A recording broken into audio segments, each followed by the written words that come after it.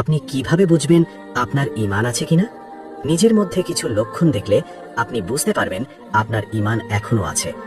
শুনুন সেই লক্ষণগুলো কি কি। 5টি বিষয় যদি আপনার মধ্যে থাকে তাহলে বুঝে নেবেন আলহামদুলিল্লাহ আপনার ঈমান এখনো আছে।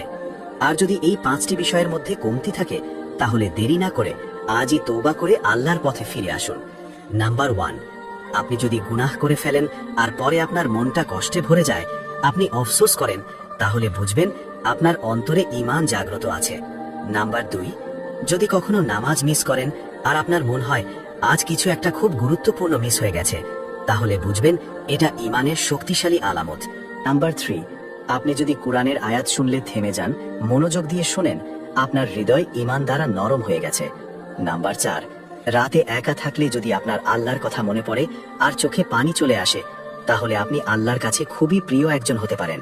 নাম্বার 5, আপনার ভিতরে যদি গুনাহ থেকে বাঁচার ইচ্ছা জাগে, আপনি নিজেকে ভালো মানুষে রূপান্তর করতে চান, তাহলে ইনশাআল্লাহ আপনি ঈমানদারদের তালিকায় আছেন। ভাই, যদি এই 5টি লক্ষণ আপনার মাঝে থাকে, আলহামদুলিল্লাহ আপনি একজন সৌভাগ্যবান মানুষ। আর যদি কিছু না থাকে, এখনই